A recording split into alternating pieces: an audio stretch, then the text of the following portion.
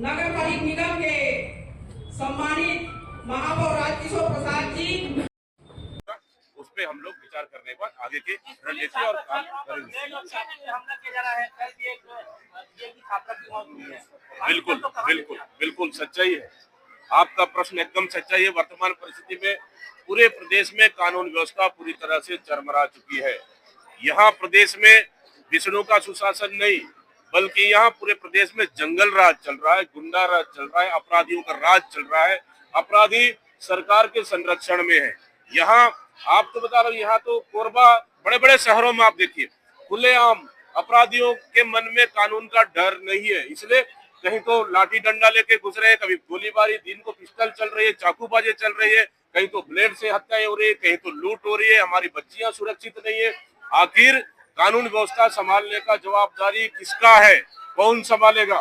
क्या ये राज्य सरकार की जिम्मेदारी है कि नहीं कि कानून व्यवस्था भी दिल्ली से संभालना पड़ेगा? क्या मैं सरकार से पूछना चाहता हूँ, आखिर कब कानून व्यवस्था संभलेगा? इस तरह से पूरे कानून व्यवस्था के मामले में प्रदेश की सरकार पूरी तरह से विफल हो चुकी है। सीएम कह रहे हैं कि नक्सलवाद अंतिम सांसें गिन रहा है, आप बसपा से आते हैं, क्या स्थिति है नक्सलवाद की? देखिए, नक्सलवाद पे अंतिम सांसें गिन रहे हैं, ये कहना मैं समझता हूँ सरकार के लिए बहुत जल्दबाजी है, ओवर कॉन्फिडेंस है। क्योंकि नक्सलवाद चाहते हैं कि बस्तर, हम भी चाहते हैं बस्तर की जनता भी वहाँ शांति, लेकिन शांति के लिए एक शांति की तरफ पहल होना चाहिए। लेकिन इतना जल्दबाजी अगर अंतिम सांसें गिन रहे, मैं तो समझ रहा हूँ सरकार का ओवर कॉन्फिडेंस। बीजेपी ने ट्वीट किया है सर, उसमें कहा कांग्रेस में आपस में कलह मची हुई है, आपके महासभा कार्यक्रम में कांग्रेसी नदारत गए हैं सर, बाकी कार्यक्रमों में भीड़ कम आ रही है सर। देखिए, वही वहाँ तो 10,000 की गैदरिंग वाली कार्यक्रम तो थी नहीं, छोटी सी कार्यक्रम थी, गेम जोन था, 10 लाख का ओपनिंग का कार्यक्रम था। कोई वहाँ 100 करोड़ 200 करोड़ का भूमि पूजन थोड़ी करने गए थे। ठीक है, किन्हीं के पास समय है तो कार्यक्रम में आएंगे, किन्हीं के पास नहीं है, व्यस्तता है तो अपना काम करेंगे। लेकिन कहीं पे भी पार्टी में ऐसा स्थिति नहीं है। पूरे मेयर से लेके जिला कांग्रेस का अध्यक्ष, बहुत से पार्षद और तमाम वरिष्ठ नेता उपस्थित रहे। ठीक है, कुछ कारणवश कोई नहीं आ पाए, ये कोई बड़ा इशू तो नहीं है, लेकिन यही भारतीय जनता पार्टी के नेताओं को, यही उनको एक बार पूछ लीजिए आप कि 1 साल हो गए हैं, अभी तक 2 मंत्रिमंडल बाकी है, क्यों अभी तक गठन नहीं कर पाए? क्यों गठन नहीं कर पाए? क्या उनके यहाँ इतनी हर्षोल्लास है, इतनी खुशियां हैं, तो क्यों नहीं कर पाए? एक बार उनसे पूछ लीजिए, मेरा सवाल है, अभी तक क्यों नहीं कर पाए? भारतीय जनता पार्टी में इतना आपसी कला है, इतनी प्रतिस्पर्धा है कि मैं समझता हूँ कि यहाँ से दिल्ली तक प्रतिस्पर्धा है, उसको अभी तक एक 2 मंत्रिमंडल नहीं बना पाने वाले लोग और हमसे सवाल कर रहे हैं। महिला स्व सहायता समूह अभी तक चालू क्यों नहीं कर पाए, इसी को लेकर के आपके खिलाफ में मुद्दा बनाए थे। देखिए, सरकार के पास कोई काम है नहीं, हमारे पास भूटान के माध्यम से बहुत से स्वरोजगार महिला समूह को हमारी सरकार ने दिया, इनके पास पैसा है ही नहीं, तो इनके पास आखिर महिला स्वच्छता समूह तो क्या काम देंगे? इसलिए महिला स्वच्छता समूह कहीं न कहीं पूरे प्रदेश में अपने आप को उपेक्षित महसूस कर रहे हैं। ठीक है,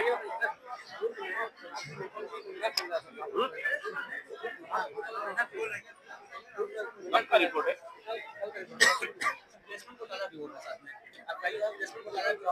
देखिए, अब पूरे प्रदेश में ये लोग शराब घोटाले के नाम से हल्ला करने वाले लोग, अब तो शराब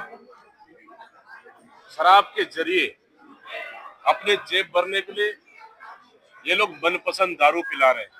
रेस्टोरेंट, होटल, ढाबे और तो और अब तो पान ठेले और गली और चौराहे में भी शराब बिकना शुरू हो गया। आखिरकार सरकार का मंशा क्या है? सरकार चाहती है क्या छत्तीसगढ़ के युवाओं को बर्बाद कर दे, छत्तीसगढ़ के युवाओं को शराब के नशे में ढकेल दे? मतलब, और जिस तरह से दुर्ग की बात, अगर दुर्ग की बात है, अगर शराब के बोतल में अगर मेंढक अगर मिलता है तो समझ लीजिए कि शराब में मेंढक मिलना मतलब शराब को किस तरह से बनाया जा रहा है और किस तरह से नकली शराब को परोसा जा रहा है और काली कमाई अपनी जेबें भरने का काम कर रही है। मतलब कुल मिला के अंधाधुंध प्रदेश में शराब के नाम से ये सरकार घोटाला कर रही है। इसी का नतीजा है, कहीं शराब में मेंढक मिल रहे या कहीं शराब की बोतल या ढक्कने खुली हुई मिल रही है। नगरीय निकाय नजदीक है, लेकिन पट्टा देने का काम अभी भी सरकार नहीं कर पाई है, जबकि उन्होंने यहाँ के मंत्री ने खुद प्रेस वार्ता में कहा था कि हम पट्टा देंगे, लेकिन अभी तक नहीं दे पाए। देखिए, सरकार का मंशा नहीं है चाहे नगरीय निकाय क्षेत्र हो या फिर गांव का क्षेत्र हो, पट्टा दे। उसी का नतीजा है कि हमारी सरकार में शुरुआत हो चुकी थी। बहुत से जगहों पे हम लोगों ने पट्टा भी दिए, बहुत सी जगहों कुछ कानूनी अड़चनों की वजह से रुक गई थी, लेकिन तैयारियां हमारी सरकार पूरी कर ली थी, लेकिन आचार संहिता की वजह से नहीं दे पाए। लेकिन ये सरकार का मंशा नहीं है कि ग्रामीण और गरीबों को पट्टा दे सके, इसी कारण से ये अभी तक इस पे कोई भी आगे नहीं बढ़ पाई।